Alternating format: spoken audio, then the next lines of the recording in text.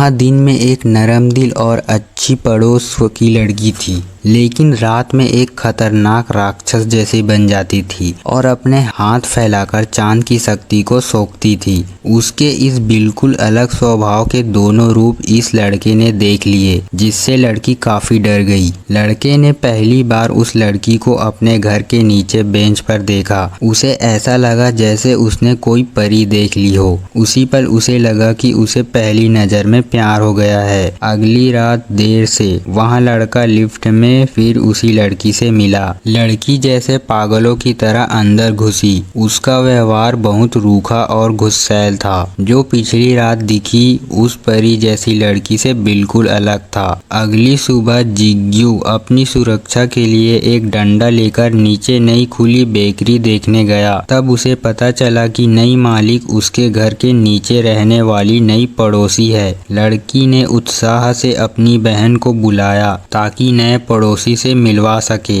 तभी लड़के को एहसास हुआ कि यही वही लड़की है जिसे उसने पहले बेंच पर देखा था। उसके माथे पर लगी पट्टी देखकर उसे यकीन हो गया कि पिछली रात लिफ्ट में उसे पीटने वाली लड़की और यह लड़की एक ही है। कल हमारी वजह से बहुत शोर हुआ था, कृपया हमारा ध्यान रखना, धन्यवाद। यह सुनकर जिग्यू इतना डर गया कि घबराकर तुरंत भाग गया और छिप गया। लेकिन उसके पीछे पीछे वहाँ लड़की भी आ गई। उसे लगा कि लड़की शायद उससे बदला लेने आई है, लेकिन लड़की तो सिर्फ उसे दुकान खोलने का तोहफा देने आई थी। ऐसा लग रहा था कि उसे पिछली रात हुई बातों की कोई याद नहीं थी। रात के करीब 2 बजे जब जिग्यू बालकनी में कपड़े उठा रहा था, तभी उसने अनजाने में नीचे खड़ी उसी लड़की को फिर देखा। लेकिन जब वहाँ नीचे पहुंचा तो लड़की कहीं नहीं दिखी। इस बीच लड़की सड़क किनारे पहुंच चुकी थी। जिग्यू जल्दी से उसकी तरफ दौड़ा और देखा कि कोई आदमी लड़की को परेशान कर रहा था। वह तुरंत उस आदमी को सबक सिखाने दौड़ पड़ा और यहाँ उस लड़की का पिता था। लेकिन लड़की के पिता को शक हुआ कि जिग्यू कोई पीछा करने वाला अजीब आदमी है। उन्होंने जिग्यू से पूछा कि क्या तुमने रात में उनकी बेटी को देखा था? जिग्यू ने सच सच जवाब दिया, सीढ़ियों पर मिला था। फिर लड़की ने कहा, क्या कल रात वाले तुम थे? लड़की के पिता ने जल्दी से लड़की को रोक लिया और जिग्यू को चेतावनी दी कि अगर वहाँ मरना नहीं चाहता तो तुरंत वहाँ से चला जाए। अगले दिन जिग्यू की लिफ्ट में फिर लड़की से मुलाकात हो गई। वह इतना घबरा गया था कि उसका दिल जोर जोर से धड़कने लगा। फिर उस लड़की ने कहा, कल मैं सच में बहुत हैरान हो गई थी, इसलिए ठीक से माफ़ी भी नहीं मांग पाई। फिर लड़की लिफ्ट का बटन दबाने लगती है। उसे पिछली रात की घटना बिल्कुल भी याद नहीं थी। सच्चाई जानने के लिए जिग्यू ने हर दिन लड़की का पीछा करना शुरू कर दिया। उसने देखा कि हर रात देर से लड़की के पिता उसके साथ साथ चलते थे, जैसे कोई सेवक हो। उसे झूला झूलाते, खाना खिलाते और उसका ध्यान रखते थे। अचानक लड़की का शरीर कांपने लगा और ऐसा लगा जैसे उसकी आत्मा निकल गई हो। फिर वहाँ थककर गहरी नींद बेहोश जैसी हो गई। उसके पिता हमेशा की तरह उसे पीठ पर उठाकर घर ले जाने लगे, लेकिन इस बार उनकी कमर में मोच आ गई। लड़की गिरने ही वाली थी। उसी समय जिग्यू दौड़कर आ गया। अब लड़की के पिता के पास यहाँ शक करने की पूरी वजह थी कि जिग्यू कोई पीछा करने वाला है, लेकिन इस बार वहाँ गुस्सा नहीं हुआ। इसके बजाय उसने जिग्यू से उसके परिवार और कामकाज के बारे में विस्तार से पूछना शुरू किया। जब उसे पता चला कि जिग्यू का परिवार विदेश में रहता है, वहाँ बेरोजगार है और ऊपर नीचे रहने वाले पड़ोसी भी हैं, तो उसने जिग्यू से अपनी बेटी संजी का ध्यान रखने की विनती की। फिर उसने संजी की कहानी बताई, जिससे जिग्यू की सारी उलझन दूर हो गई। उसने बताया कि उसके परिवार पर एक शैतानी श्राप है। हर रात लगभग 2 बजे उसकी बेटी संजी पर 3 घंटे के लिए एक दुष्ट आत्मा शैतान का असर हो जाता है, जिसकी वजह से वह पूरी तरह एक अलग इंसान बन जाती है। इतना ही नहीं, उसने उसे उस दुष्ट आत्मा की हर बात माननी पड़ती है, वरना वह संजी को नुकसान पहुंचा सकता है। वह दुष्ट आत्मा हुई सारी बातें याद रखती है, लेकिन संजी को कभी पता ही नहीं चलता कि वह बदल गई थी। और सबसे जरूरी बात, संजी को इस बारे में कुछ भी पता नहीं चलना चाहिए। उसके पिता को डर था कि अगर संजी को सच पता चल गया तो शायद वह सामान्य तरीके से जी नहीं पाएगी। इसलिए उन्होंने जिग्यू से उसकी देखभाल करने की गुजारिश की। हालांकि जिग्यू ने पहले से मन बना लिया था, लेकिन उसने नहीं सोचा था कि वह शैतान इतना परेशान करने वाला होगा। सिर्फ एक रात में ही जिग्यू बहुत परेशान हो गया। उसने कहा, मुझसे यहाँ काम नहीं होगा, बेहतर होगा कि संजी को अस्पताल दिखा दे। लेकिन संजी के पिता ने कहा कि वे ज्यादा पैसे देंगे, हम पड़ोसी हैं, रोज आमना सामना होता है और मैं तुम पर भरोसा करता हूँ, तभी अपनी बेटी तुम्हें सौंप रहा हूँ। आखिर में उन्होंने जिग्यू को यह भी सिखाया कि उस दुष्ट आत्मा के साथ कैसे रहना है। उन्होंने कहा, उसे अपना गुस्सा और भावनाएं निकालना पसंद है और वह लोगों के दिल और दिमाग से खेलना भी अच्छी तरह जानता है। उसकी बातों में मत आना। जैसा कि उसके पिता ने कहा था, वो सारी बातें सच में उस दुष्ट आत्मा शैतान पर बिल्कुल फिट बैठती थी। वह पागलों की तरह जिग्यू को परेशान और चिढ़ाने लगा, लेकिन जब उसने देखा कि जिग्यू कोई प्रतिक्रिया नहीं दे रहा है तो उसने तुरंत अपना व्यवहार बदल दिया। फिर वह नरमी से जिग्यू से कहने लगी, मैं सच में तुम्हें पसंद करती हूँ। अगर संजी के पिताजी ने पहले से जिग्यू को सावधान नहीं किया होता तो शायद वह उसकी बातों में आ जाता। उसने कहा, झूठ, कोई भी तुम्हें इतनी आसानी से पसंद नहीं कर सकता, ऐसा कभी हुआ ही नहीं। फिर उसने कहा, मैं तुमसे झूठ नहीं बोल रही, समझे। जब जिग्यू को समझ आने लगा कि संजी के पिता ने कितनी परेशानी झेली होगी, आधी रात को वह दुष्ट आत्मा कन्वीनियंस स्टोर में जाकर कर्मचारी पर जोर जोर से चिल्लाने लगी। फिर किसी और का पसंदीदा केक पहले ही उठा उस केक को बेबसी से देख रही थी, लेकिन दुष्ट आत्मा ने जानबूझकर केक जमीन पर गिरा दिया। उसके बाद उसने दूसरा केक उठाया और दिखावा करने लगी। जिग्यू ने उससे पूछा, तुम संजी के शरीर में क्यों हो? दुष्ट आत्मा ने जवाब दिया, संजी के पूर्वजों ने मेरे साथ गलत किया था। वह सिर्फ संजी से अपने पापों का प्रायश्चित करवाना चाहता है। जिग्यू के चेहरे पर अविश्वास देखकर वह दुष्ट आत्मा अचानक बहुत गुस्से में आ गई। उसने मेज पलट दी, सामान तोड़ने लगी, यहाँ तक कि एक कीड़े को पकड़कर जिग्यू के ऊपर डाल दिया। जिग्यू से कहने लगता है, प्लीज ऐसा मत करो। दिन में जिग्यू लगातार संजी को देखता रहता था।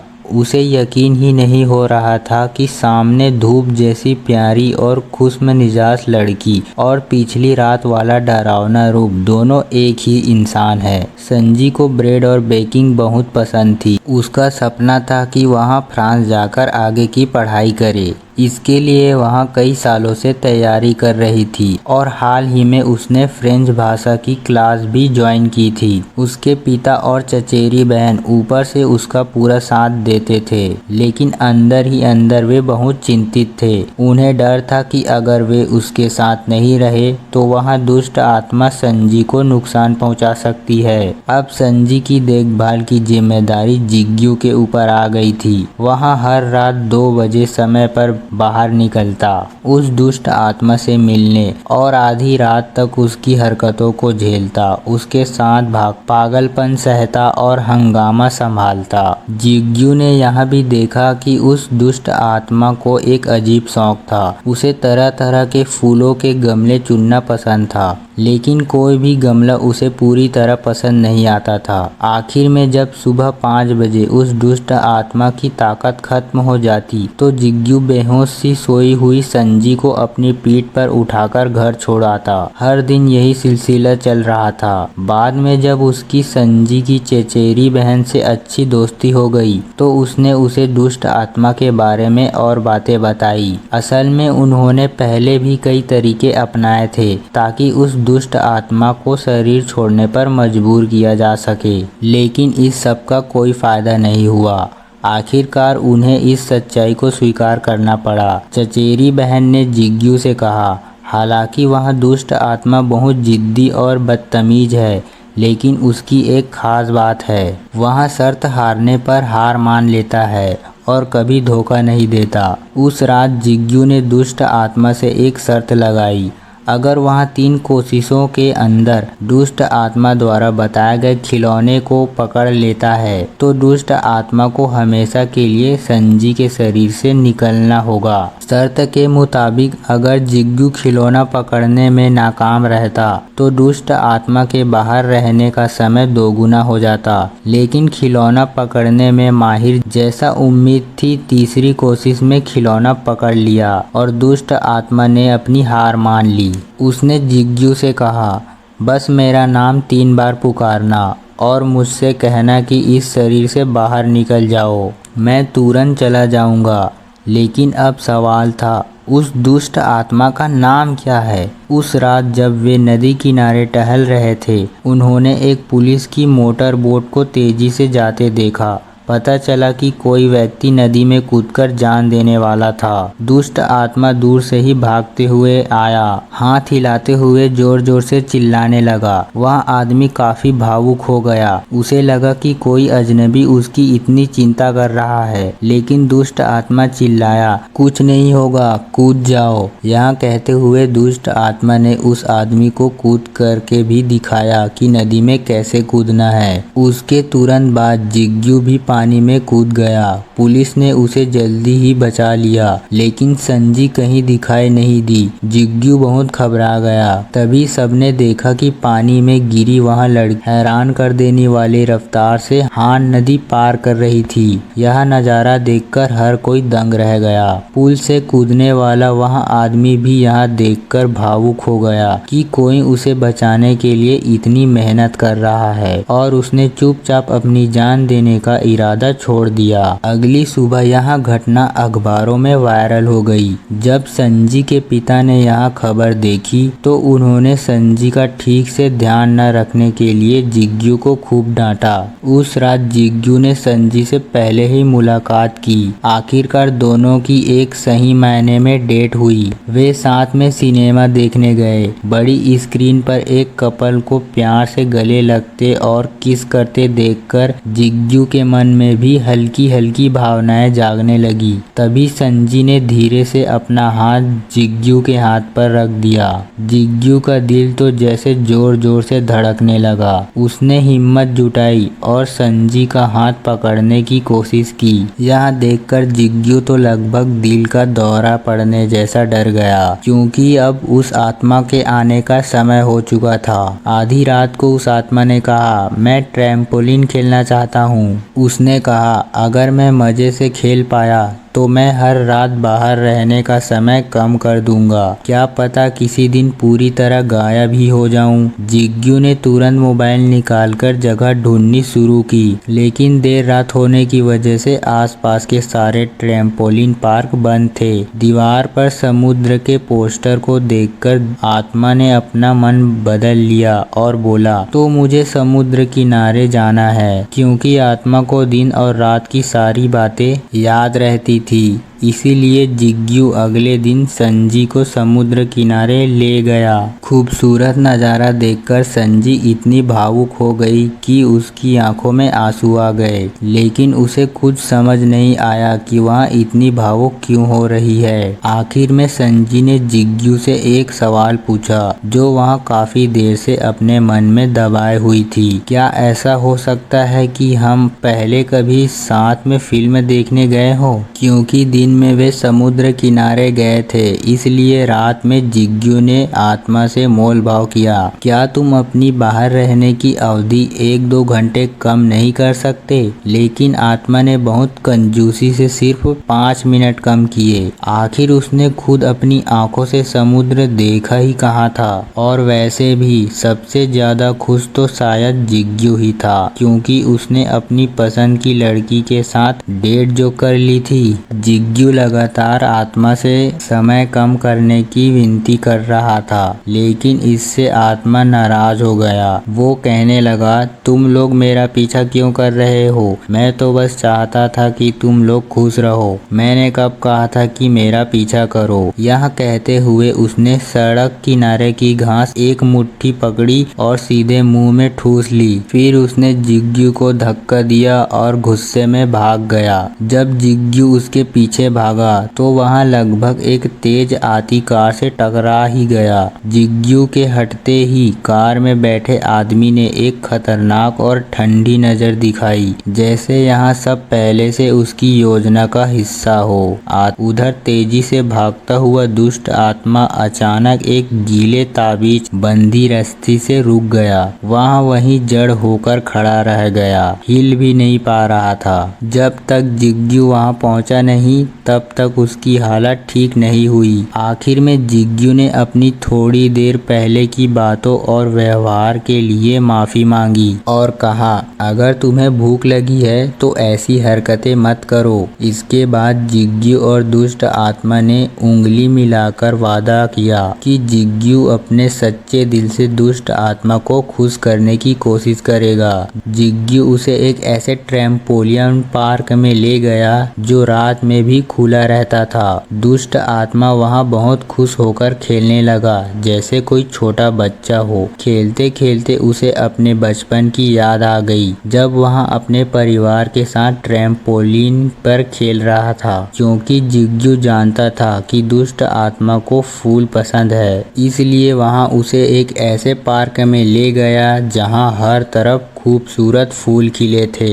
जिग्गू ने उसे मॉडल की तरह अलग अलग पोज देने को कहा और उसकी तस्वीरें खींची। तस्वीरें देखकर दुष्ट आत्मा ने घमंड से कहा, मेरी असली शक्ल तो इस तस्वीर से 100 गुना ज्यादा सुंदर है। अगर जिग्गू मुझे असली रूप में देख ले तो उसकी आंखें चौंधिया जाएगी। यहाँ कहते हुए उसने अपना एक चित्र भी बना डाला। जिग्गू ने मजाक में कहा, इतना सुंदर भूत तो जरूर हर कोई तुम्हें जानता होगा। तुम्हारा नाम तो बहुत मशहूर होगा। आत्मा बोला, सब मुझे इसी नाम से बुलाते हैं। मेरा नाम है डॉनजो। अब तुरंत इस शरीर से बाहर निकलो। लेकिन दुष्ट आत्मा पहले से ही जिग्गू की चाल समझ चुका था। जिग्गू ने कहा, अभी तुरंत वहां से बाहर निकलो। एक बार जिग्गू उसकी मजाक का शिकार बन गया, क्योंकि जिग्गू ने दुष्ट आत्मा को बहुत खुश कर दिया था। इसीलिए उसने वादा किया कि वहां अपनी बाहर आने की अवधि आधा घंटा कम कर देगा। संजी के पिता यहाँ सुनकर बहुत खुश हो गए। वहीं चचेरी बहन ने नया आइडिया दिया, अगर ट्रैम्पोलिन से दुष्ट आत्मा खुश हो सकता है तो क्यों ना उसे नाइट क्लब ले जाएं। क्या पता अगर वहाँ बहुत मजे कर ले तो शायद हमेशा के लिए संजी का शरीर छोड़ दे। लेकिन नाइट क्लब में जिग्गू ने अचानक देखा कि एक अजनबी आदमी दुष्ट आत्मा को पकड़कर परेशान कर रहा है। वह तुरंत दौड़कर गया और उसे बचाने की कोशिश की। तुम क्या कर रहे हो? उस आदमी ने दुष्ट आत्मा को ठंडी नजर से देखा और चुपचाप वहां से चला गया। वहां आत्मा उस आदमी से बहुत डरा हुआ लग रहा था। उसका पूरा शरीर कांप रहा था। फिर जिग्गू को अचानक एहसास हुआ कि दुष्ट आत्मा सच में उस अजनबी आदमी से परेशान था, इसलिए वहां फिर से उसकी मदद के लिए आगे बढ़ा।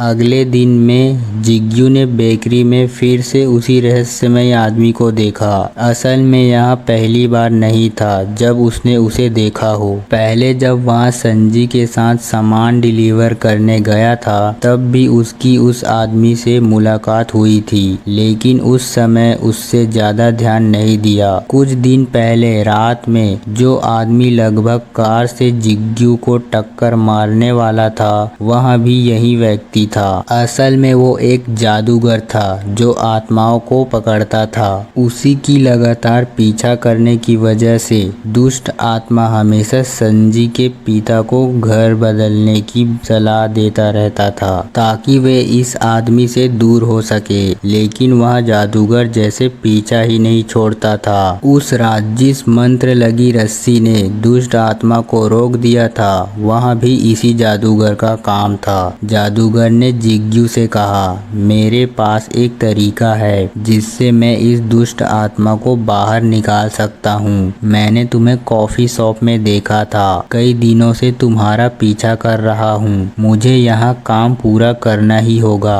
रात में दुष्ट आत्मा ने जिग्यू को चेतावनी दी, उस आदमी की बातों पर भरोसा मत करना, वरना मैं गारंटी नहीं दे सकता कि मैं कोई पागलपन भरा काम नहीं कर बैठूंगा। क्योंकि जिग्यू को संजी की सुरक्षा की चिंता थी, इसलिए जब संजी फ्रेंच क्लास